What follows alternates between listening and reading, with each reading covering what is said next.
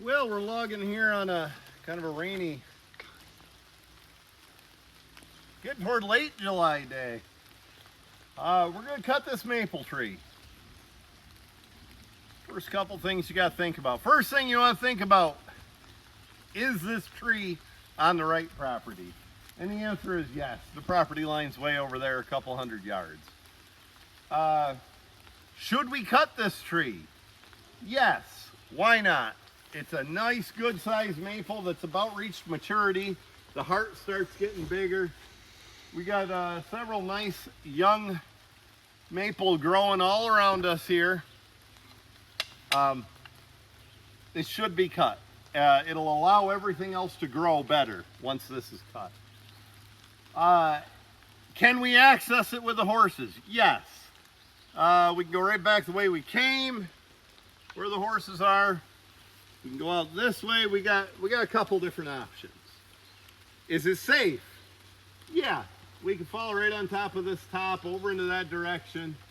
It looks plenty safe to me. How hard is it to skid? It's pretty accessible. We're going to fall right on top of this top, and we'll have some, we'll skid at tree length. We'll at least skid at tree length to the first branch up there and get it out here where we can work on it more so we're not tripping over that top. So we have those questions answered. Now we want to get a plan. How do we want to fall this tree so it's safe, efficient, all of those things. Generally, we work from back to front in the woods. This is one we'd kind of forgotten about. Nice, good-sized tree. The way I want to fall this tree, I want to go right somewhat down the hill, fall right on top of that top, grab it by the butt end, and go right straight out that direction with it when we leave. Seems to be the most sensible to me. So we have a plan for skidding it. My plan for cutting it, falling it right down in that direction. There's a couple beech trees we might hit a little bit, and yay if we do. I mean, you know, beech trees are not our target demographic.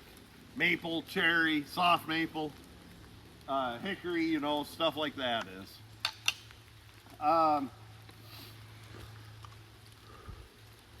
So we're going to follow that tree over there. Look for widowmakers or anything dead up above. I don't see anything. It all looks fairly safe. Plan it out. We're going to make a notch. We're going to cut the center out of the notch. We'll make a back cut. We'll probably even pound a wedge over here. Out the escape path, and down she goes. So that's our plan. Step one, make sure we have our stuff. We got axe, we got wedges, we got a saw with gas in it, and we have a plan. So I'm going to make the notch. It's been a little bit since we've cut trees for you here, probably since Michigan last year out there at the Tillers show. Truth is, I've been working with Brian Armisen. And Brian does the the cutting, and I do the skidding. Kind of been our setup here lately. And Andy Herzog, we've been working with him as well, and Andy's been doing the cutting for us. But today we're going to do a little of both. Therefore, I have my right hard hat on. What I don't have is my chaps. Feel free to criticize.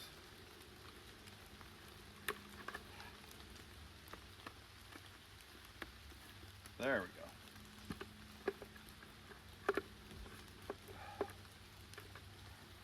The old Johnson Red 2172 or whatever the saw is. It's Brian's saw, actually.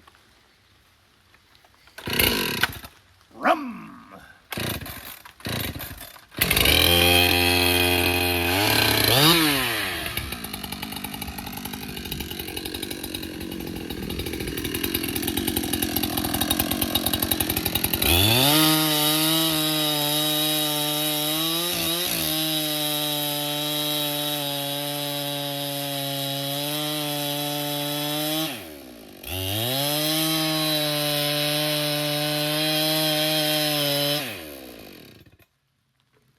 What? Before we go any further, why don't you grab me that file off the log cart?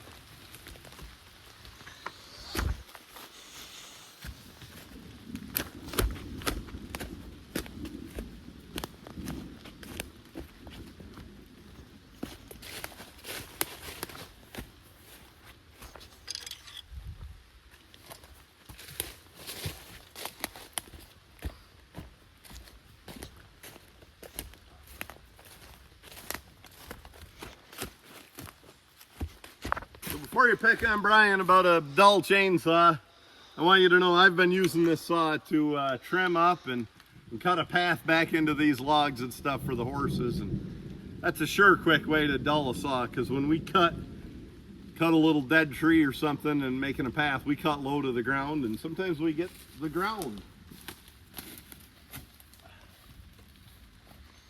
So we're going to defile. I'm sure you folks have seen this, so we'll get back to you after we get a sharp saw here. Pushing down pretty good on my file going this direction, trying to get a little bit more pronounced C shape. Get like 2/3 of that file below the tooth. Get a little hook on there, as my dad used to call it.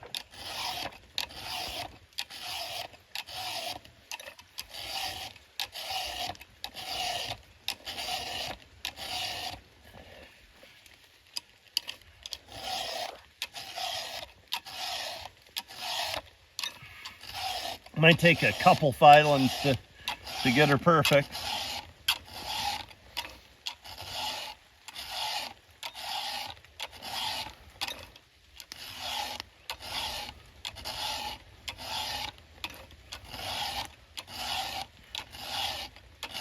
The basic premise of filing is easy peasy Japanesey. 30 degrees across, level or just slightly uphill, not downhill, and keep like a 30er file above the tooth. Will kind of get you that C shape we're looking for, and cut that gusset out, which is what I'm particularly working on right now. I call it a gusset, it's a gullet. A gusset is what holds the bunks together on a log truck, isn't it?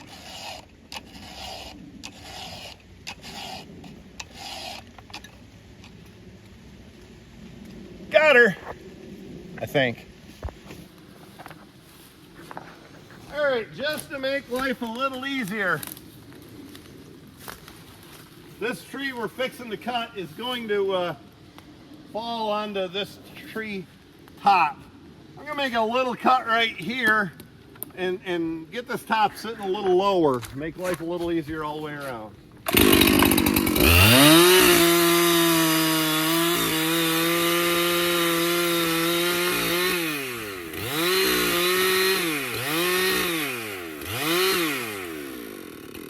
Doesn't hurt to get that tree up, get this top off that maple tree either. I do see that snag right there. I feel we're okay. We're not going to be working near that, and I'm going to be out the escape path, and we should be fine there. So it's back to notching.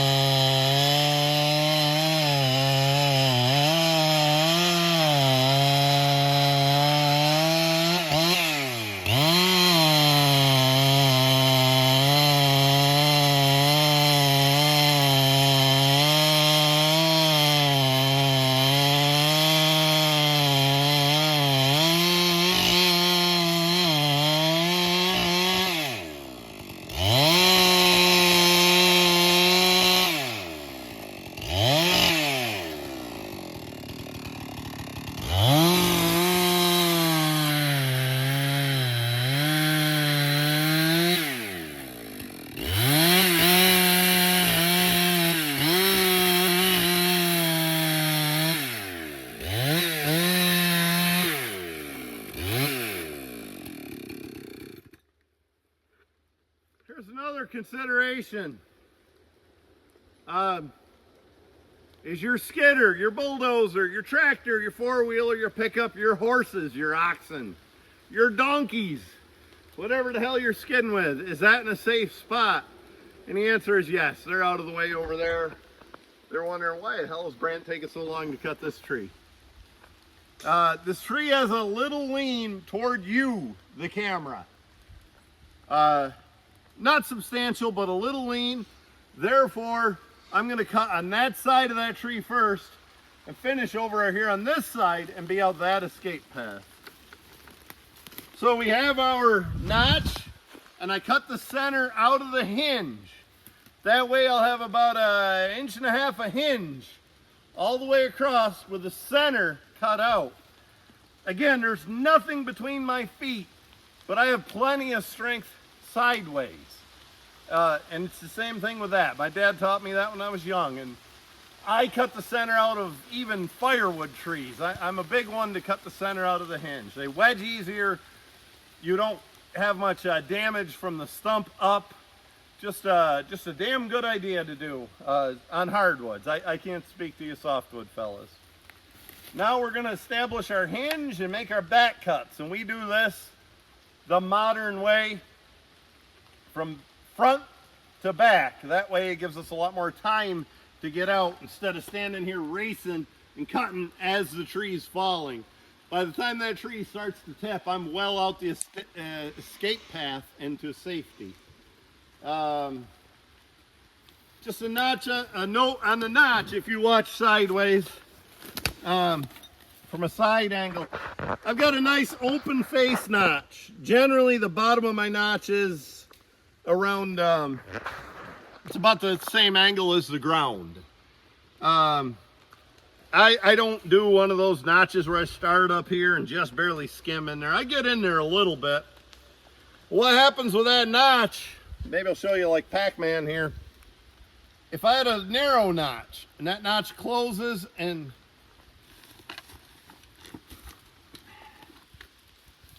all right, this is the tree.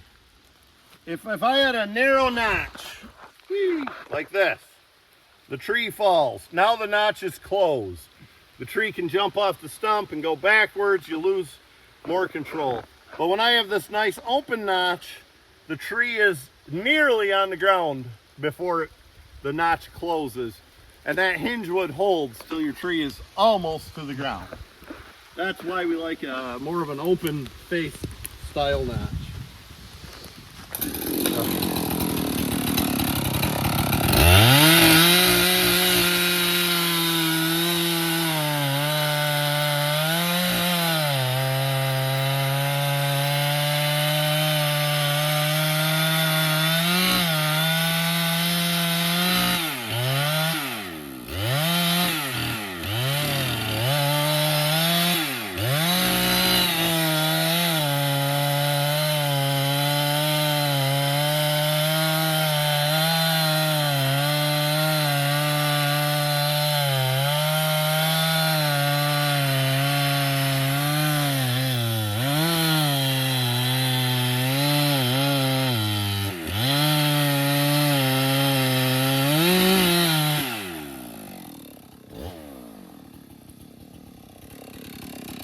The local preference has always been for 20-inch bars. You get a few guys with 24. Rarely do you see anything bigger. With a 20-inch bar on hardwood trees, a lot of times you end up cutting from 2 directions. I still find it safer and every bit as fast, especially if I don't stop and talk to the camera every 2 seconds.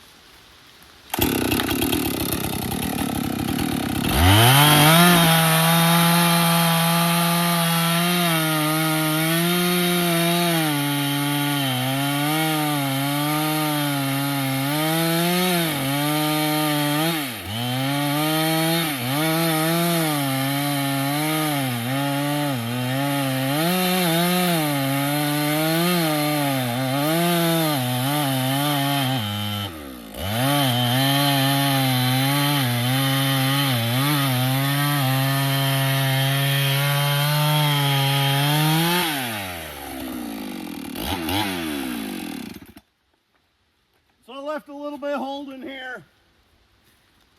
Now I can start a wedge and I didn't pinch my bar.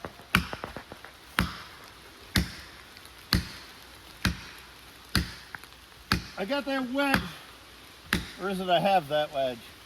The wedge is started on the heavy side of the tree. Now I can either cut right down and cut that little root flare off that I should do anyway, or I can put my saw right back in there, work my way out.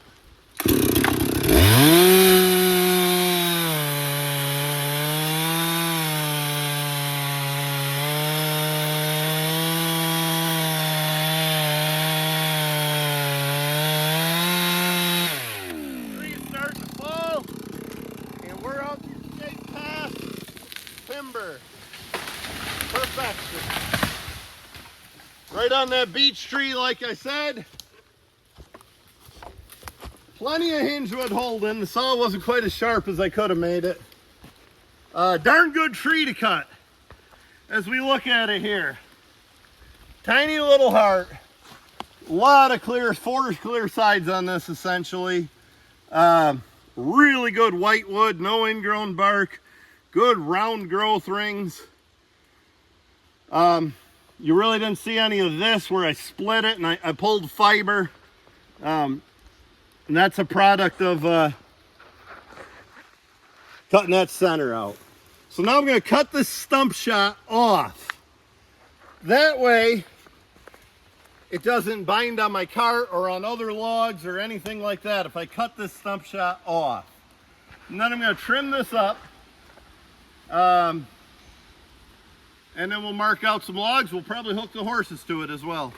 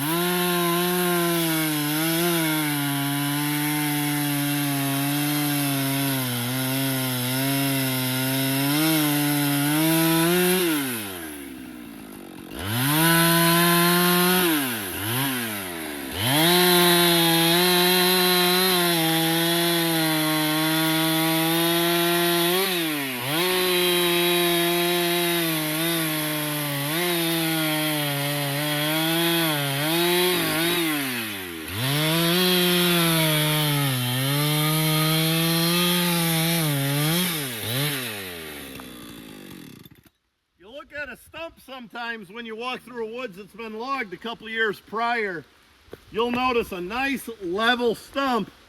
The trees will try to sprout on there and regenerate and grow a lot better on a nice level stump.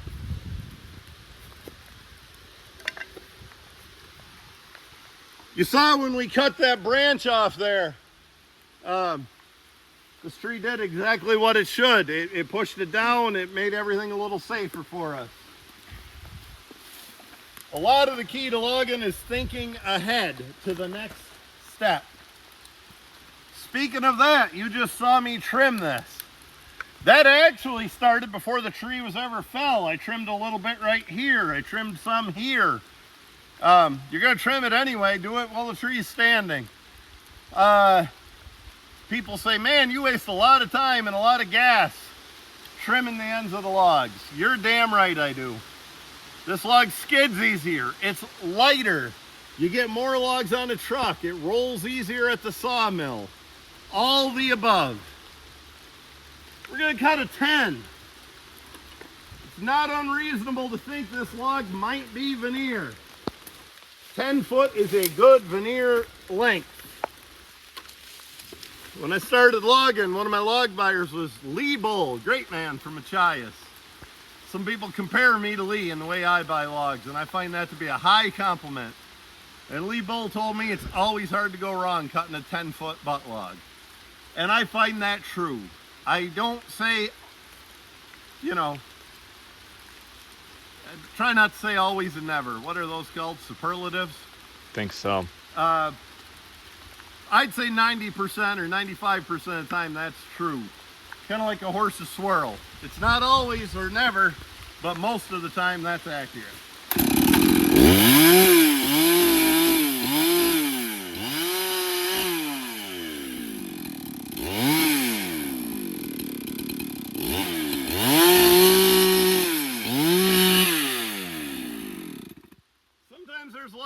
10-foot lumber on the market, and some of these sawmills try to talk me into getting my loggers to cut more 12s.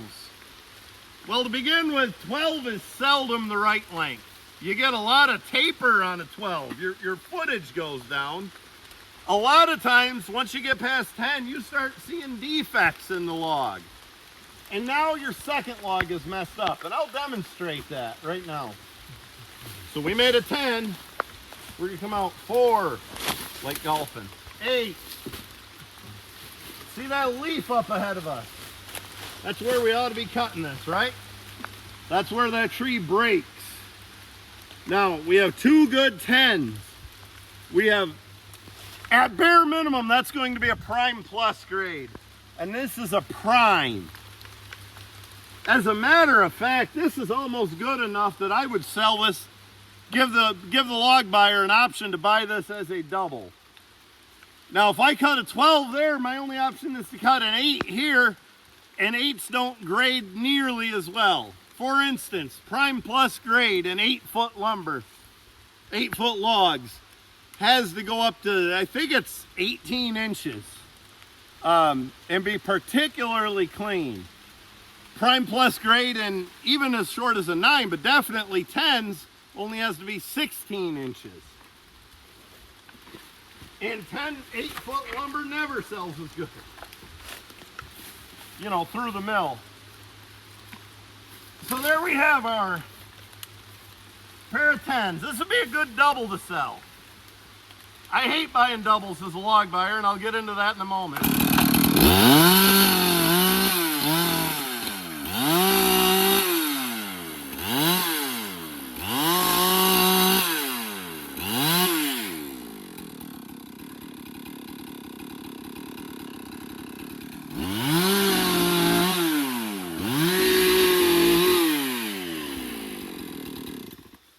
I'm going to tell you the reason I hate buying doubles. This is 21 feet, a pair of 10-footers.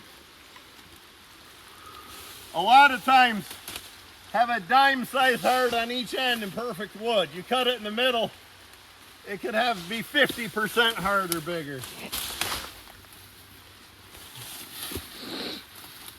And as a log buyer, you get burned on that. But sometimes as a double, they sell better because the veneer buyer or whoever's the next step sees that that tree is how good the butt was and the second log came from a good tree. They're much more likely to buy that second log. So here we have a choice.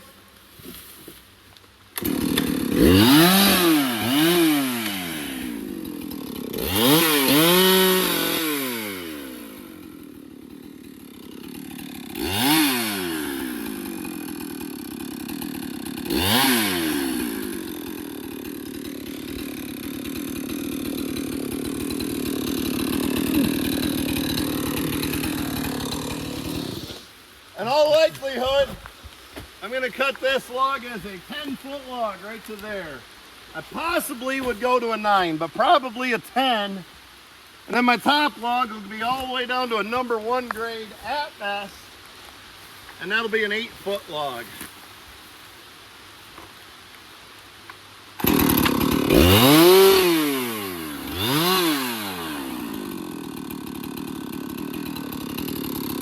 That's what we're going to do. 3 10s and an 8. 4 logs in this tree.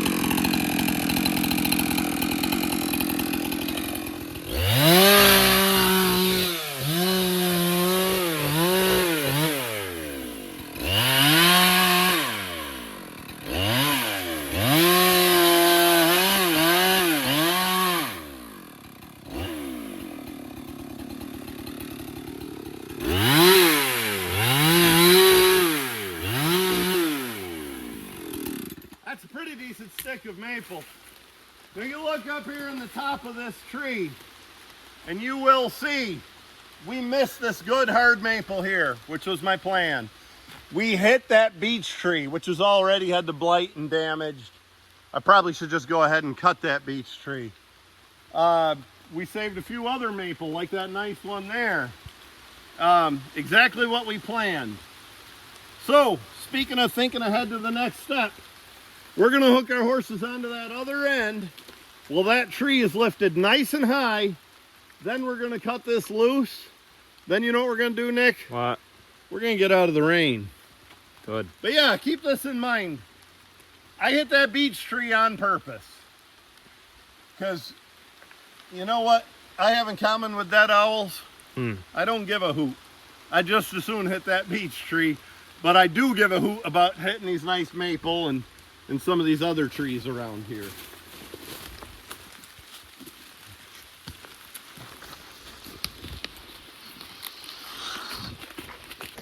Well, Nick's gonna drive this team up here. He's gonna drive right up close to the stump and out there and keep them out of that muddy hole, aren't you, Nick? I'll try. The mud hole. Hello, gentleman Jim. I'm not the videographer, my boy is. Straight ahead. There you go. Whoa. Leave him there for a minute. Can you handle horses and run camera? I'll try. You know you can. Girl, you know Whoa. it's true. Quit it. So we're gonna choker this tree while it's in the air nice.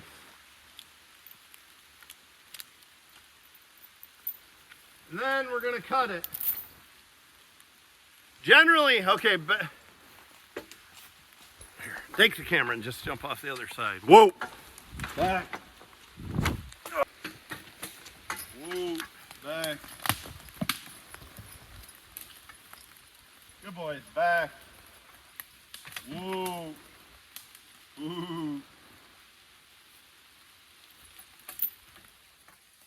Whoa.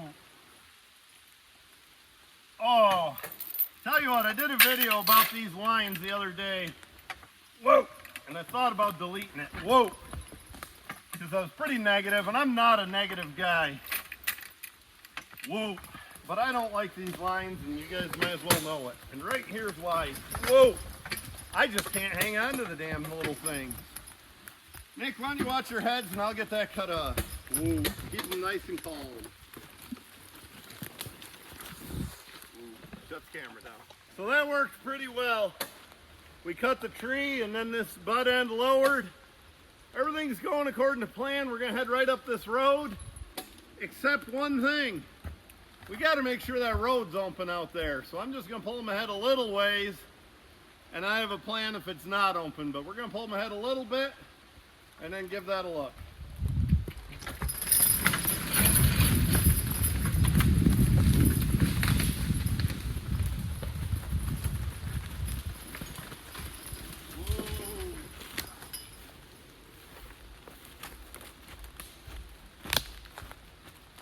All right, Nick, you watch the horses and I'll go up there. Whoa, whoa, whoa. Whoa. This hitch went pretty well. Everything went well. We got 4 good logs, 3 10s and an 8. 3 logs that are going to grade really well.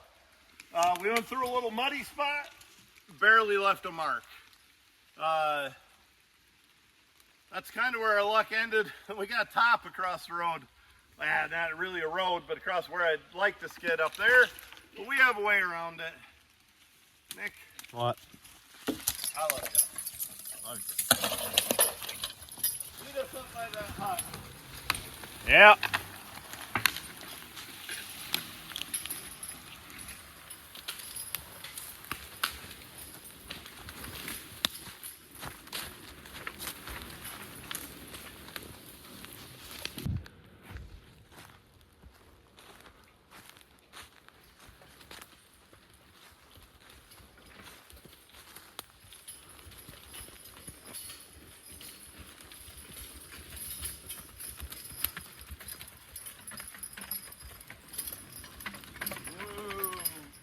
You know, we've captioned some of these videos, we've titled some of these videos things like pushing through a frustrating day.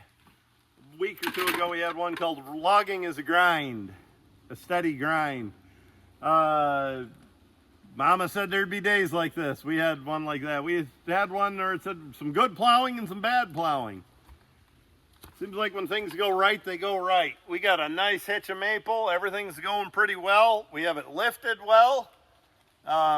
Feel pretty confident about cutting. The horses had to do a nice job pulling back there to get around the stump.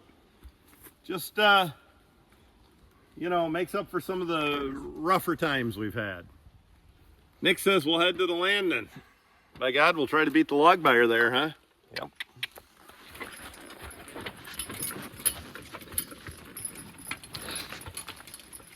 With this log tree behind us here, we will be done with the hardwood on this job.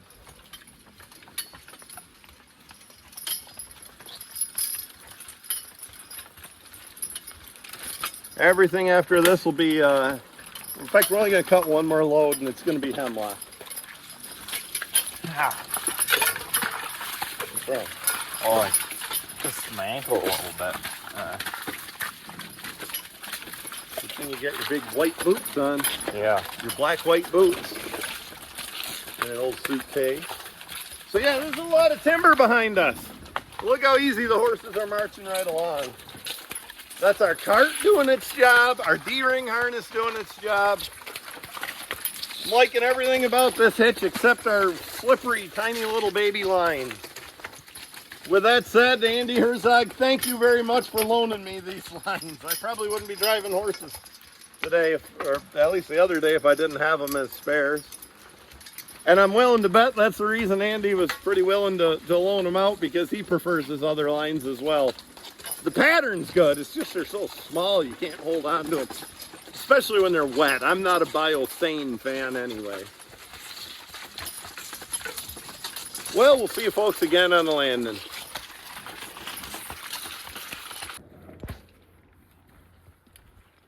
Well, Jim and Elvis just got done with a 14-minute skid, and some of it was probably actually a little more, and some of it was uphill, and a couple spots it pulled hard before we got to the snowmobile trail. And they're not a bit tired. Not hot, not tired. They're pretty tough. They're pretty strong, but they're in good shape. But the biggest reason is good technique. We have the log trimmed up real well. We have it lifted well. We had a straight shot when we hooked to it. And one tree length with 4 logs in it. And they just walked 14 minutes through woods and rough ground, and they're not even puffing or hot. It's because of good techniques. So here's the next part of our plan. We're going to cut 1, 2, 3 logs back here. And then we're going to take the butt log right up there and put it with our other veneer potential log. And that way the buyer will be in veneer mode when he's looking at these. Now you'd think a good guy would use his own saw instead of using Brian's for this, huh? What?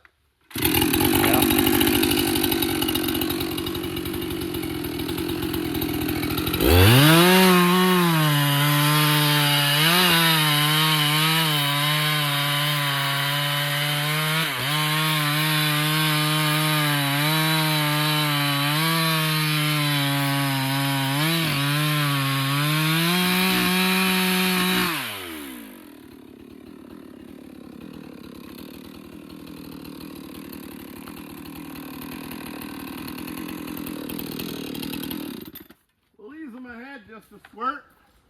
Give the log buyer a little room in there.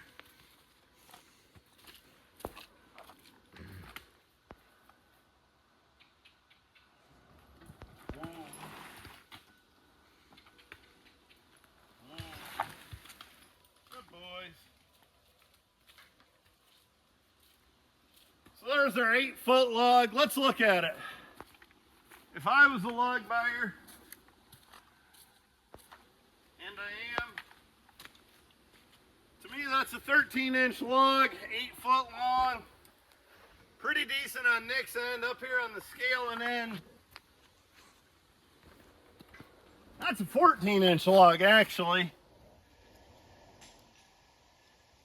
Now, we're selling to gutches. You know damn well they're going to short stick it and call it 13. I'll say it. That's a number 1 grade. This log is a select grade 10-foot log. This should be a solid 14 inches. Select grade. Pretty good grade for lumber right here.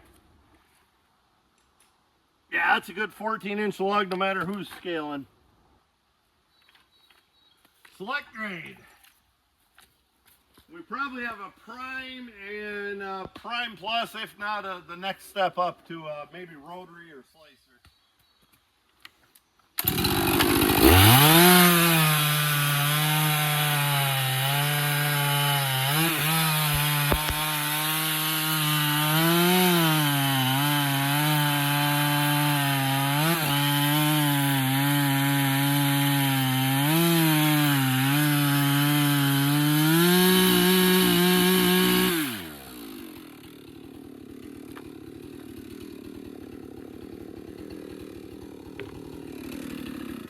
Pretty good log.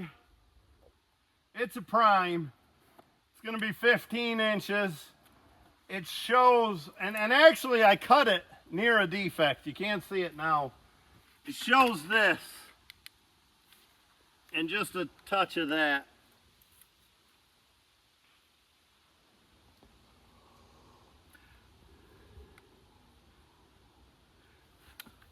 That's a 15-inch log. That's a prime log right there.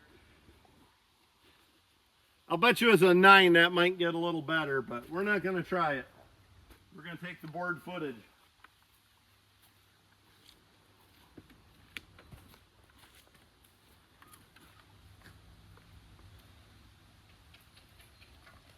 Whoa. Again, we pull them ahead so the buyer can get in there and look.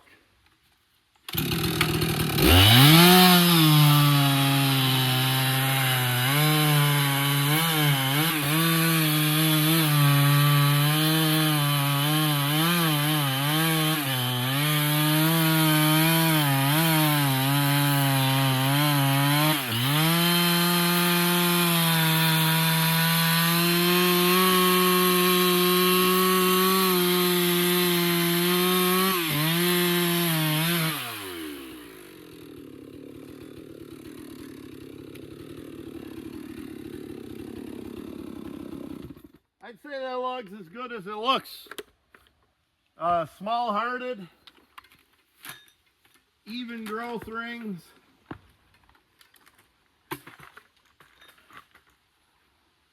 No double texture. Dense growth rings. That'd make a good pool stick log. No buckle. No sugar. It's a pretty good log. It's a little bit busy right here. Still, that's a veneer quality log.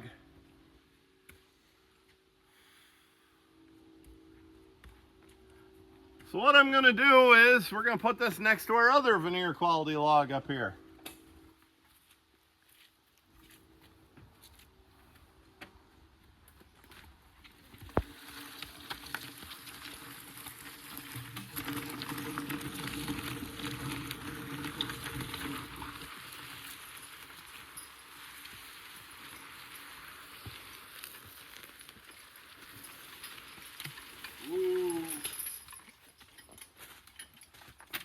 This little guy was a pretty good log as well.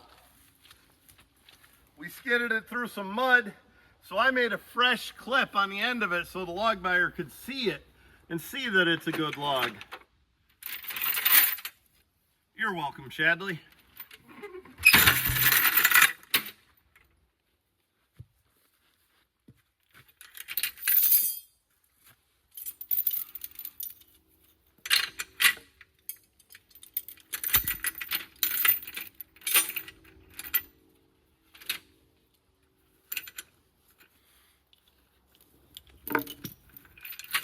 Ooh, buddy.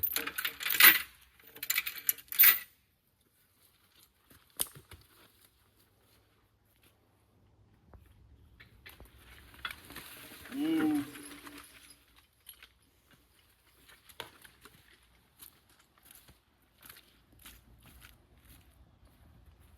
What we call the form of this log could be just a little better. It's a damn good quality tree. The form it twists just a little bit here at 5 foot or so, but nonetheless, I expect they can make a damn nice product out of that. Pay us a good dollar for it. I got you. Whoa, Brant.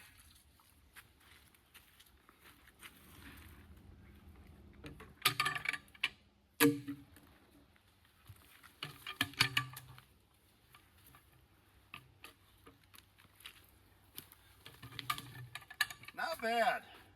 Especially laying that way. That log looks real good. Don't bother rolling that, Shad. I'll tell you what else looks good. When these logs are trimmed up like this, they sell better. You've heard me say it before. Logs are like apples and oranges and products at a farmer's market. The shinier and prettier they are, the better they sell. When you got them laid out like this, we've got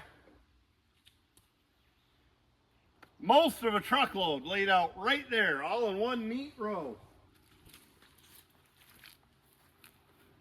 The log buyer can scale it easy, and the truck driver can get to it easy.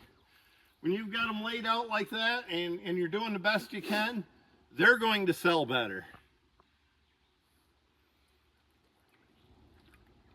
So I think I'll take some criticism on wasting time on my videos, trimming the bells up, cutting the stump shot off, taking so much time to roll these logs just perfect.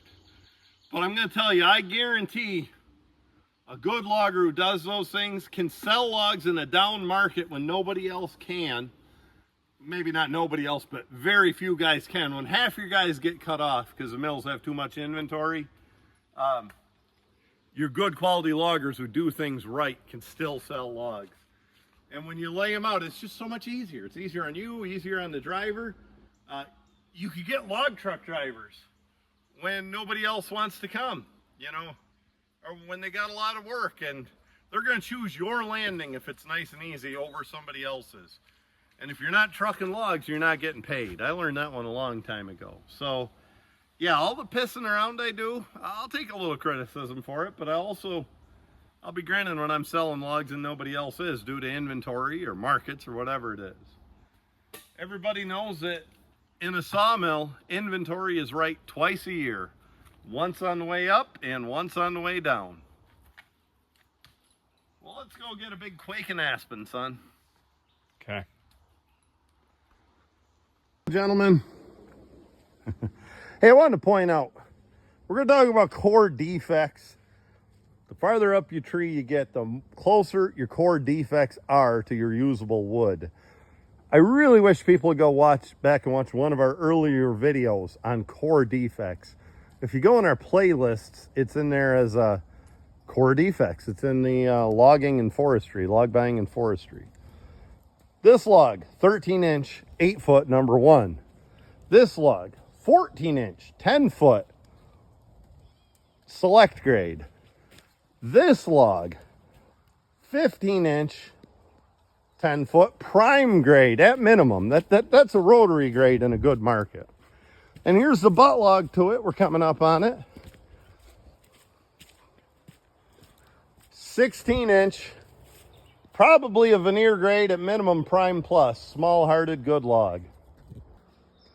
And that is your core defects at work. That's why we went from 1 to select to prime plus, if not veneer grade. The farther up your tree you get, the closer you are to core defects. And the bigger the tree, the farther away you are from core defects. That's why we chose this tree.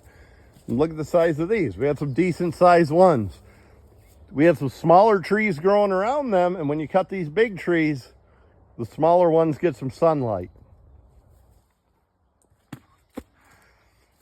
This log is 16 inches by anybody's scale, even a veneer buyer inside bark scale, or short sticker like Gutchess. By any scale, is 16 inches.